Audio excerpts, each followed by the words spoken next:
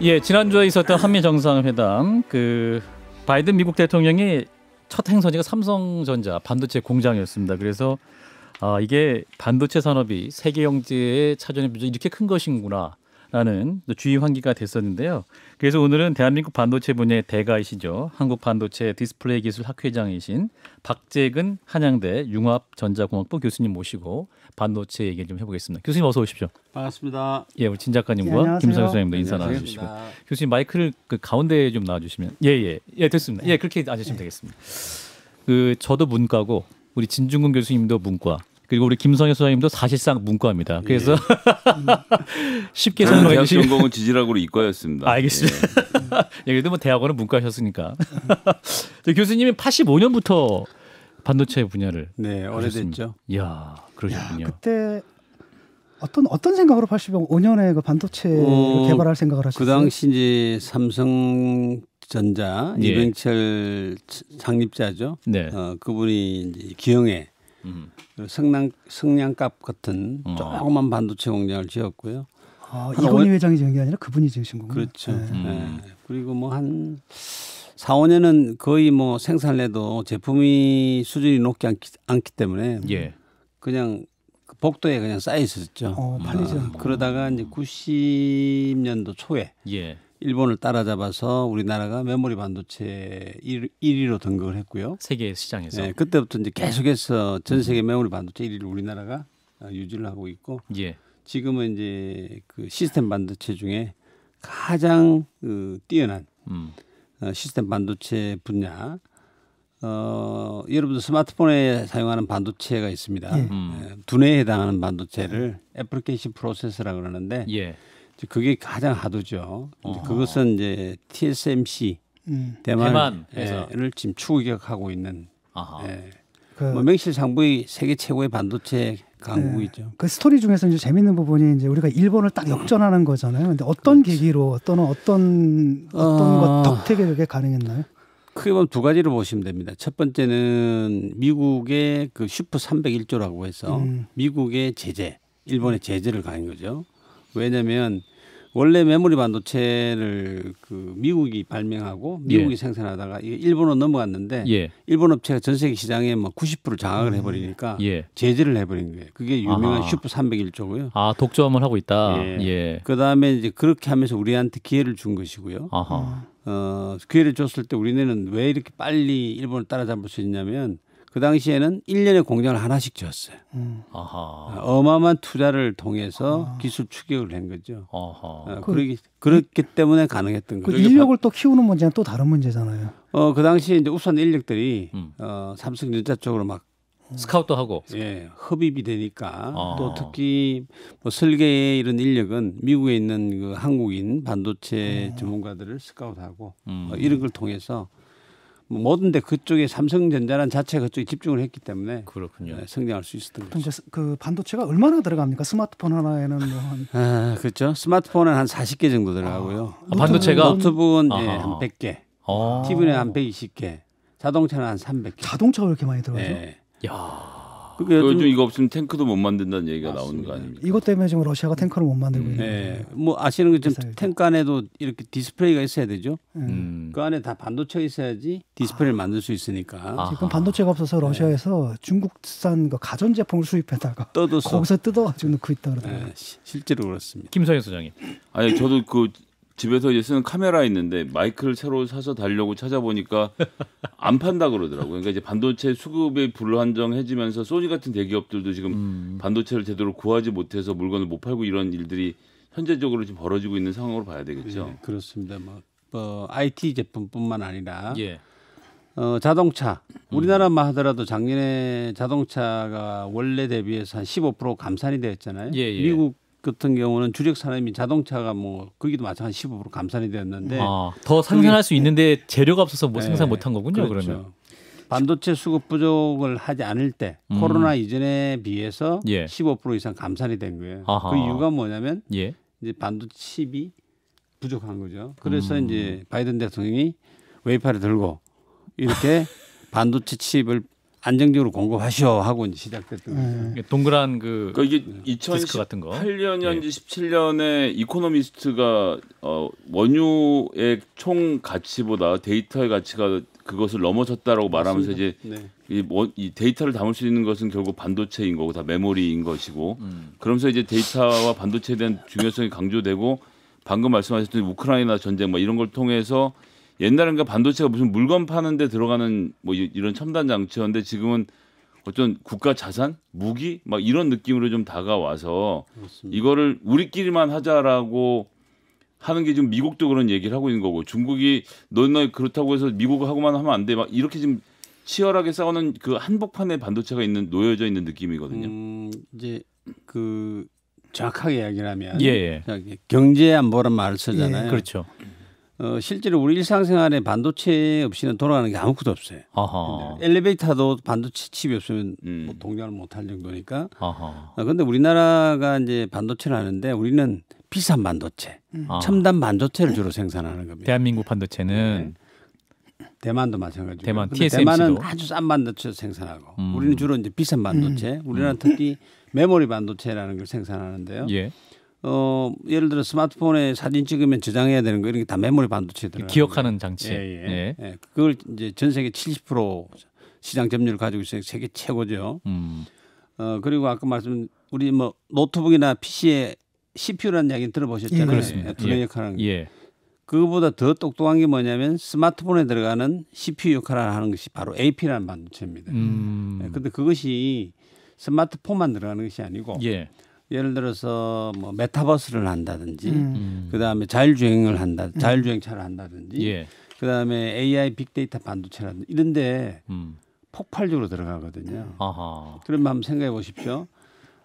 우리가 탄소 중립 때문에 2015년 정도 되면 미국의 신규 자동차, 미국 주력 산업이 자동차 산업인데 그렇죠. 신규 자동차의 30%가 전기 자동차를 써야 되는데 이때부터는 자율주행 3단계를 적용하면 스마트폰에 사용하는 AP를 거기에 3개를 장착을 해야 돼요. 시장이 무진장 큰 거죠. 바이든 대통령이 온 이유가 뭐냐면 미국은 그 AP를 설계하는 세계 최고의 나라입니다. 전 세계 한 80%를 시장을 장악하고 있는데 생산은 못합니다. 너무 만드는 게 어렵기 때문에 그걸 유일하게 생산해 주는 게 삼성전자와 대만의 TSMC. 근데 TSMC는 잘 아시는 것처럼 가깝잖아요. 중국하고. 그렇죠. 지정학적 리스크가 있는 거예요. 그렇죠. 중국은 언제든지 TSMC를 수출 금지해라. 컨트롤 하려고 하고 싶어 하는 거죠. 그러다 보니까 미국의 이제 자율주행 전기 자동차 같은 앞으로 곧 올 큰 주력 사업이라든지 또 미국은 4차 산업혁명의 산업 분야 뭐 AI 반도체, 빅데이터, 뭐 로봇 드론, 뭐 메타버스 이런 사물 인터넷 이 분야에 주도를 하고 있잖아요. 거기에 이 반도체가 들어가야 되는 거예요. 그렇군요. 근데 생산을 못 하니까 제일 많이 생산할 수 있는 데가 대한민국. TSMC하고 우리 삼성전자니까 그래서 이번에 처음부터 삼성전자를 방문했어요. 궁금한 게 있는데요. 그러니까 지금 한편으로는 뭡니까? 그 중국에서도 뭐 반도체 굴기 한다라고 막 이러지 않습니까? 그렇죠. 그 현황이 어떻고 또 미국에서도 알고 보니까 이제 반도체 우리도 생산하겠다. 그렇죠. 대만하고 한국만이 아니라 이렇게 지금 얘기하고 있거든요. 그다음에 이제 우리하고 대만의 그 기술 차이 이런 것들 그 각국의 경쟁 상황이 어떤지 좀 궁금합니다. 우선 뭐 총 반도체를 보면 메모리 반도체가 전 세계 시장이 약 한 5천억 달러니까 640조 중에 한 30%. 그것은 우리나라가 70%를 장악하고 있어요. 30% 중에서. 그리고 앞으로도 계속 장악할 거고. 나머지 70%가 있는데 그 중에서도 비싼 시스템 반도체, CPU라든지 AP 같은 게 있습니다.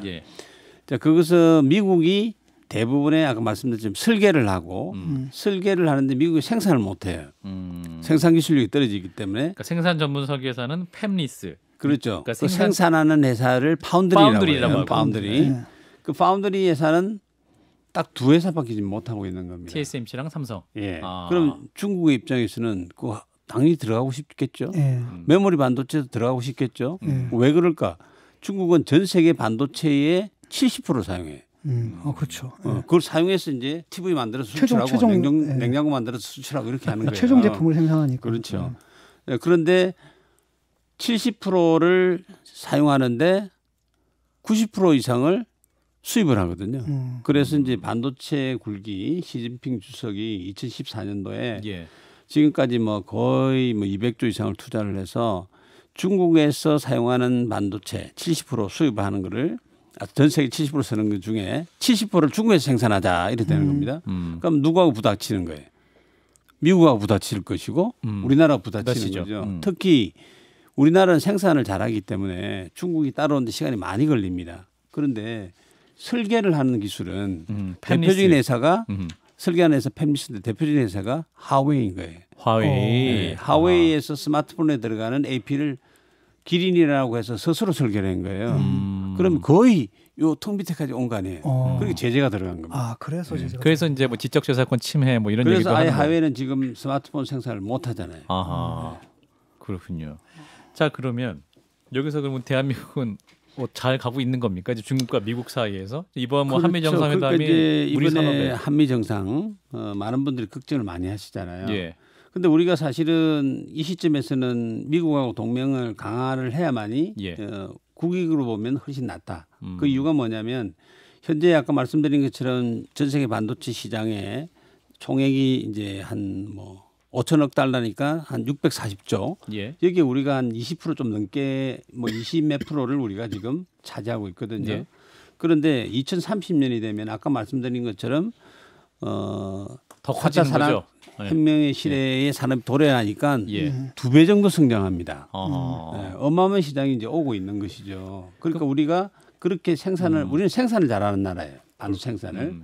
그런데 반도체 생산을 하려고 하면 공장을 반도체 비싸야 되고. 장비를 수입을 해야 되죠. 네.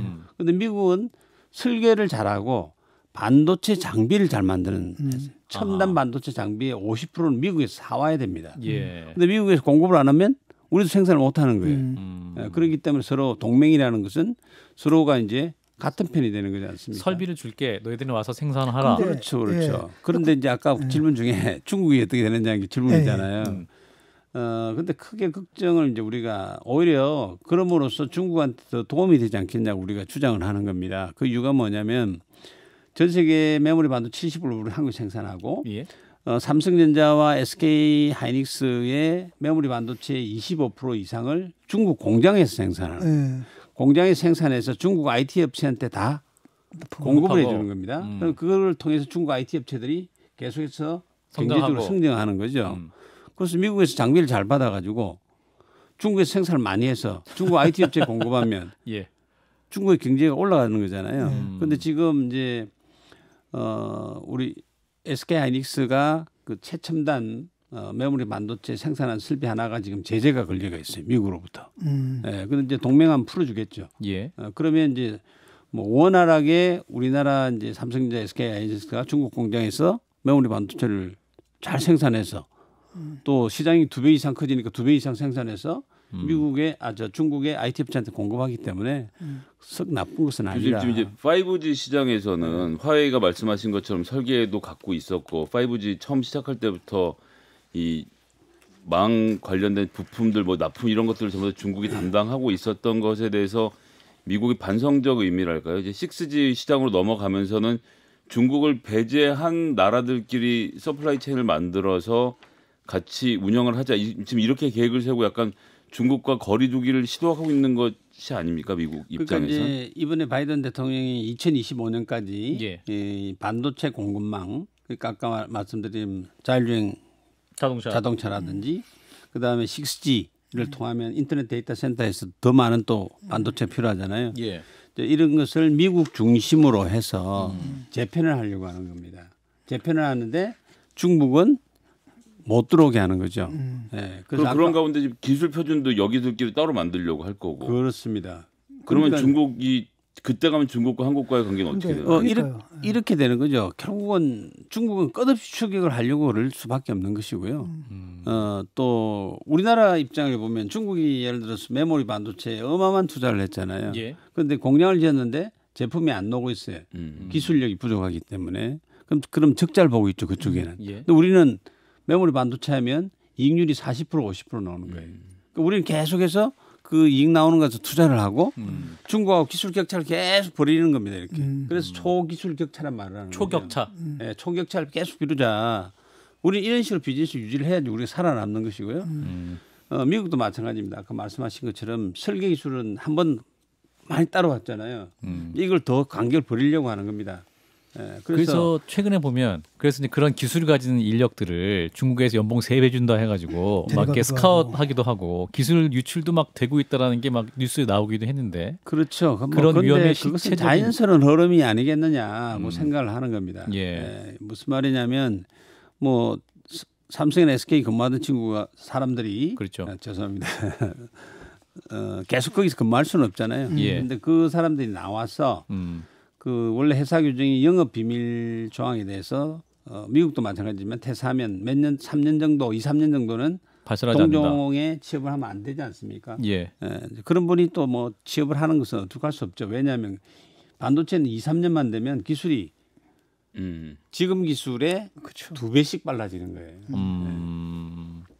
근데 그 미국 중심의 이른바 이제 기술 동맹을 맺게 되면은 뭐가 달라지는지 우리 어차피 그렇게 해왔잖아요 여태까지도. 근데 뭐가 새롭게 달라지나요? 뭐 미국과의 관계가 어떤 그러니까 식으로 더 돈독해지고 그다음에 중국과는 어떤 식으로 소원해지고 구체적으로. 그렇죠. 구체적으로 하면 이제 사실은 뭐 여러분 기억하시겠지만 2019년도에 일본이 수출 규제를 했잖아요. 그렇죠. 그런 문제는 이제 안 발생하겠죠. 아하. 왜냐하면 치포 동맹이라는 걸 미국이 지금 추진을 하려고 하는 거거든요. 치포 동맹. 반도체 칩 그리고 포. 네 개의 국가. 네. 그러니까 미국은 반도체 설계를 잘하고 또 생산을 잘하고 반도체 장비를 잘 만들고 미국, 일본, 대만, 한국 그죠? 네. 그다음에 일본은 반도체 장비를 잘 만들고 그다음에 대만과 우리나라는 생산을 잘하잖아요. 그러니까 이 네 개를 합치려고 하는 거예요. 그런데 세 나라는 이제 동맹을 하기로 하는 것 아직 결정은 안 난 건 아닙니다. 네. 그런데 이제 TSMC는 중국이 있으니까 그렇죠. 쉽지 않을 겁니다.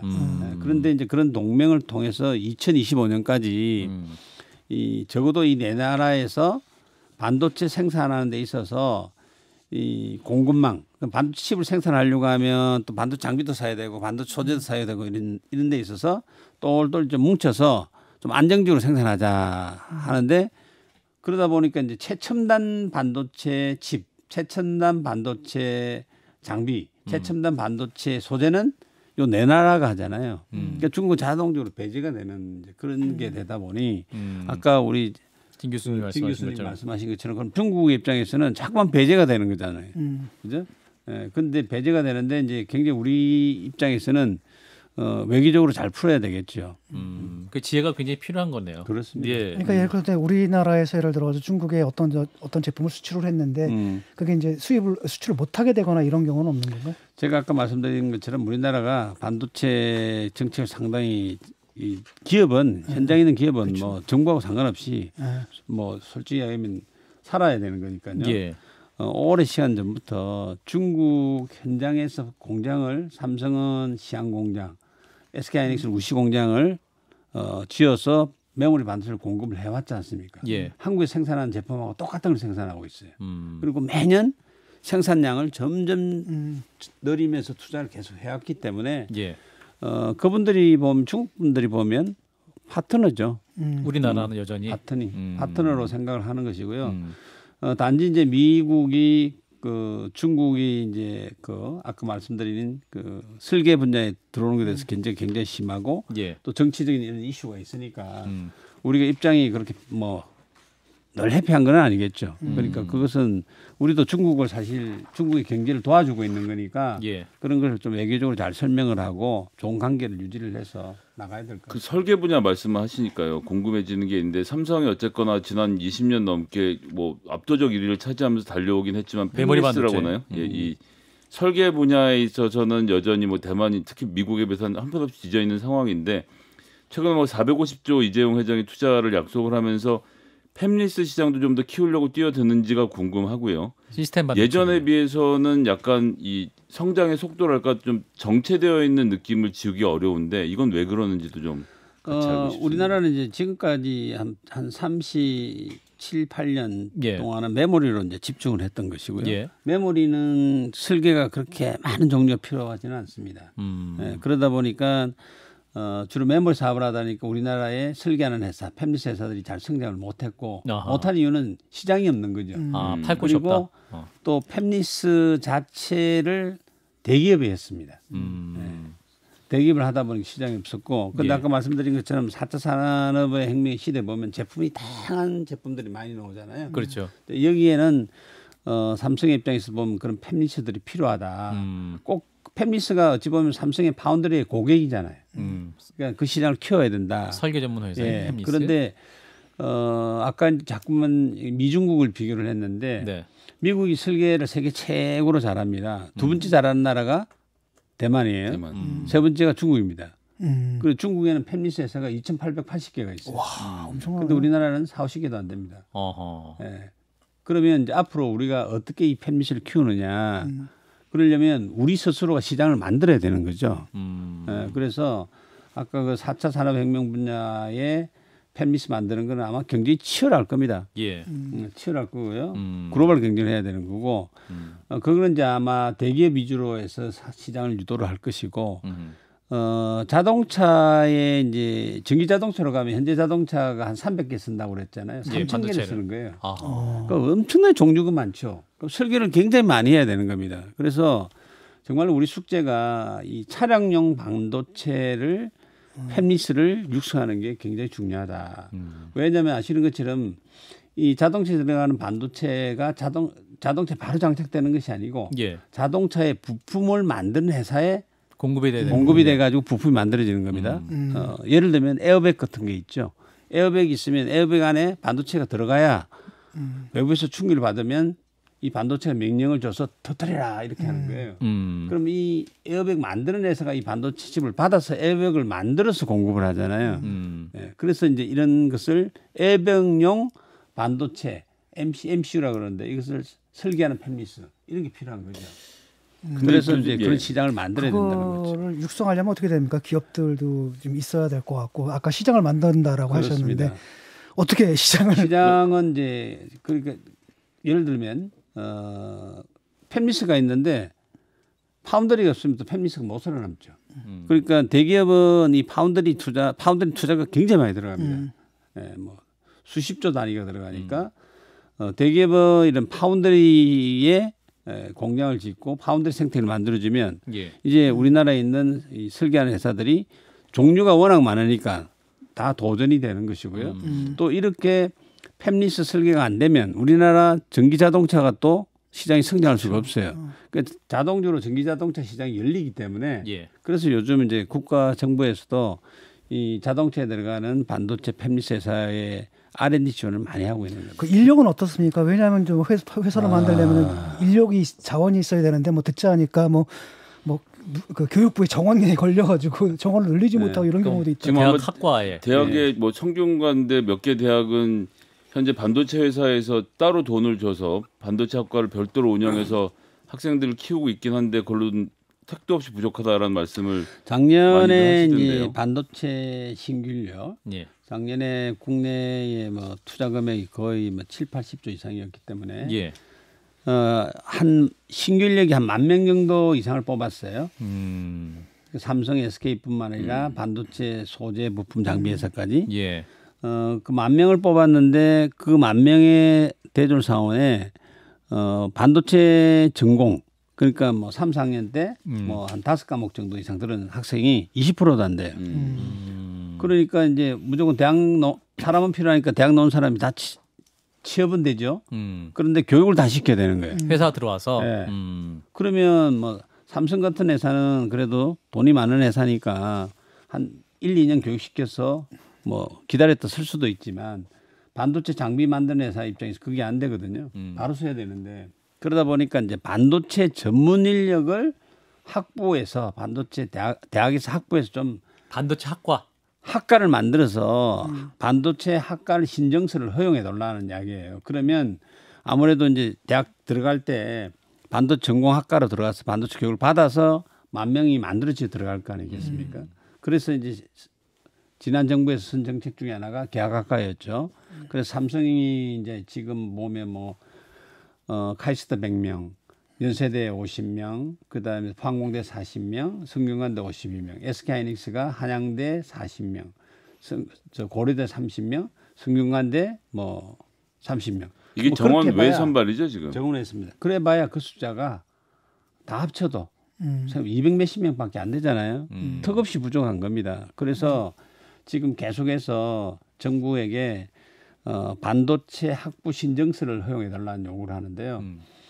이제 특히 우수한 인력들이 수도권에 많이 몰려 있잖아요. 그러다 보면 수도권에는 수도권 정비 계획법이라는 게 있습니다. 그러니까 총량이 제한이 돼 있는 거예요, 교육 인원이. 그러다 보니까 신정설이 이제 어렵다고 하는데 아마 이렇게 방법적으로 정부에서 신경을 많이 쓰면 풀 수 있는 방법들이 여러 가지가 있습니다. 그래서 빨리 그것을 풀어달라.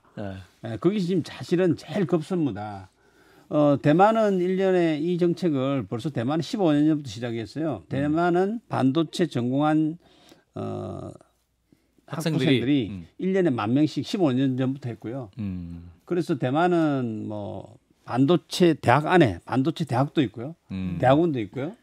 학부만 있는 것이 아니고 그다음에 중국 같은 경우는 1년에 20만 명씩 육성을 합니다. 그럼 무슨 거죠, 중국이. 예. 그리고 뭐 아시는 베이징 대학만 하더라도 반도체 대학이 있고요.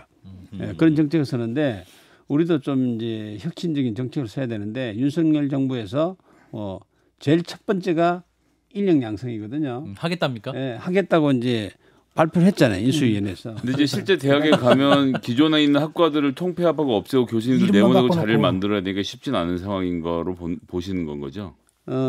뭐 제가 이게 정답을 여기서 말을 할 수가 없어서 저도 대학에서 정답은 있습니까? 제 대학에서 연구처장을 했기 때문에 대학의 경기에 대해서 많이 알고 있는데요. 예. 뭐 하여튼 정부에서 이 중요성, 시급성 또 특히 우리가 TSMC를 추계하려고 그러잖아요. 아시는 것처럼 뭐 TSMC는 소위 말하는 대만 내에서 국민 총생산의 30% 이상을 하거든요.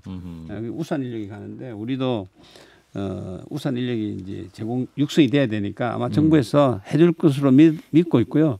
뭐 해주지 않으면 저희들이 계속해서 요청을 할 겁니다. 교수 인력은 충분합니까? 네? 교수 인력. 가르치는 사람도 있어야 되잖아요. 그래서 이제 가르칠 수 있는 교수가 없는 겁니다. 그게 지금 굉장히 진 교수님이 역시 교수님이니까 너무 잘 아시는데 교수가 없는 게 교수가. 요즘은 이제 다 줌으로 하면 되는 거 아니에요? 현장에서 가르쳐야 됩니까? 제가 여러 걸 많이 봤는데 뭐 로봇을 육성한다 그러면 갑자기 없었던 로봇 전공 교수님들이 막 100명씩 막 새로 생기고 이런 경우가 많았거든요. 그래서 이제 아까 인력 양성 안에는 항상 선순환 구조를 만들어야 하기 때문에 먼저 학부생을 많이 뽑자. 그럼 학부생을 많이 뽑으면 교육부법에 의해서 교수 채용을 해야 전임 되니까. 교수 수가 있으면 교수 채용을 해야 된다. 그럼 이제 전공 교수를 뽑는 겁니다. 외국에서도 데려오고 그렇게 선순환 구조를 만들어야지 이게 뭐 한 5년 지나면 이제 필요한 인력이 육성되지 않겠냐 생각합니다. 하여튼 교수님 말씀 들어보니까 반도체는 4차 산업혁명 시대의 확실한 먹거리이니 그렇습니다. 또 대한민국이 타겟을 삼고 명확히 투자를 해야 되는 것이고 또 교육 분야에서도 또 개혁할 건 개혁하고 규제를 뺄 건 좀 빼야 되겠다 이런 말씀이시네요. 예, 그렇습니다. 반도체를 꿈꾸시는 분들은 열심히 공부하면 되겠군요. 3나노 초미세 공정 웨이퍼 이걸 여쭤보려고 했는데 시간이 없어요. 뭐 아무튼 지금 가장 많이 채용을 한 데가 반도체니까요. 알겠습니다. 오늘 교수님 말씀 조곤조곤 굉장히 재밌게 잘 들었습니다. 한국반도체 디스플레이 기술 학회장이시죠. 박재근 한양대 교수였습니다. 교수님 고맙습니다. 네, 감사합니다. 좋아요. 구독. 알림 설정.